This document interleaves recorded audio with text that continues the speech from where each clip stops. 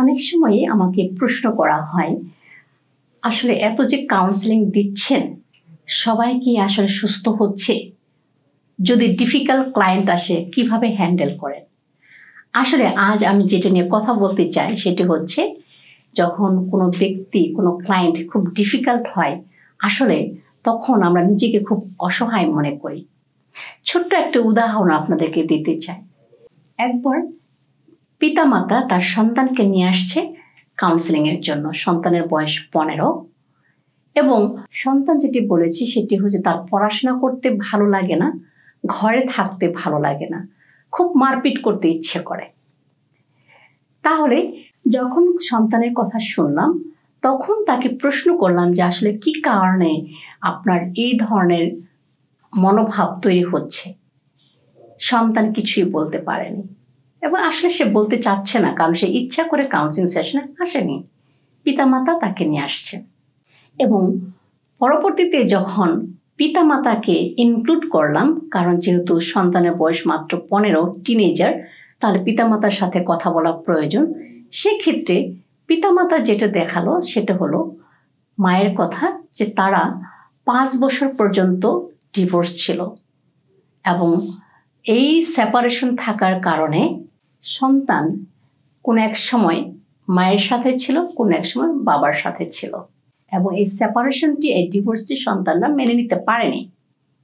এবং সন্তানরা যখন ছোট, তখন থেকেই আসলে অনেক ভায়োলেন্স পরিবারে দেখেছে, কারণ তারা স্বামী স্ত্রী, কিন্তু স্বামী স্ত্রী হওয়া সত্ত্বেও বাবা পরকে জড়িয়ে যায় এবং যেহেতু পরকে জড়িয়ে গেছে সেই কারণে মাকে বিভিন্নভাবে আঘাত করেছে, অ্যাবিউজ করেছে এবং সন্তানরা খুবই অসহায় বোধ করত তখন এবং স্বভাবতই মায়ের পক্ষ তারা নিয়েছে, কারণ বাবাকে তারা অন্যায় করতে দেখেছে।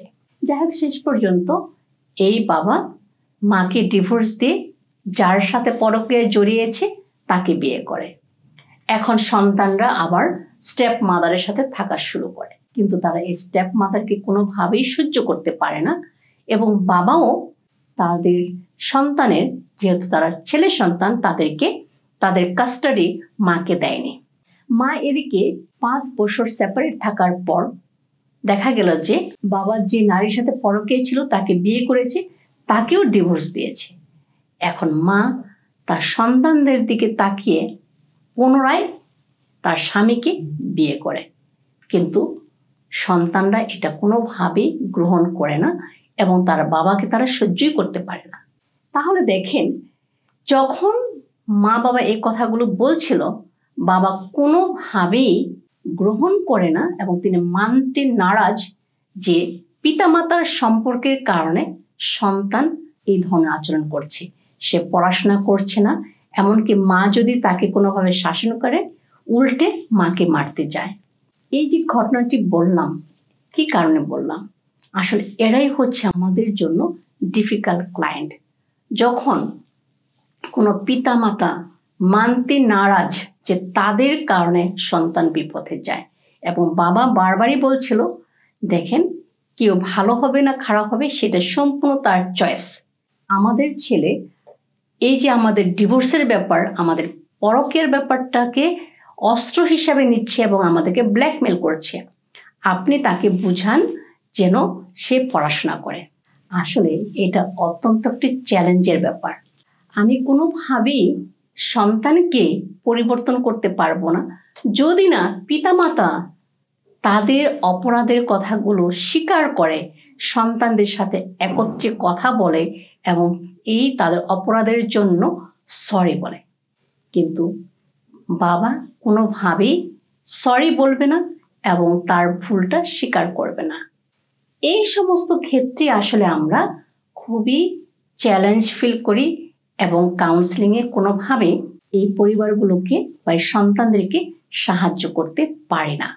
তাই আমরা যখন মনে করব যে কোনো সন্তান কি কারণে মিসবিহেভ করছে, খারাপ আচরণ করছে, আমরা একটুখানি নিজেদের দিকে তাকাবো যে আমরা পিতামাতা হিসাবে সন্তানদেরকে সঠিক পরিবেশ দিচ্ছি যেখানে সে সুস্থ সুন্দরভাবে বেড়ে উঠতে পারে এবং অবশ্যই আপনি মনে রাখবেন কোনো একজন সন্তান বেড়ে ওঠার জন্য সে জিনগত বা বংশগতভাবে কিছু ট্রেট পেয়েছে এবং সে সাথে পরিবেশ থেকেও সে নিজেকে গঠন করার জন্য অন্যান্য বিষয়গুলো সে লার্নিং করবে।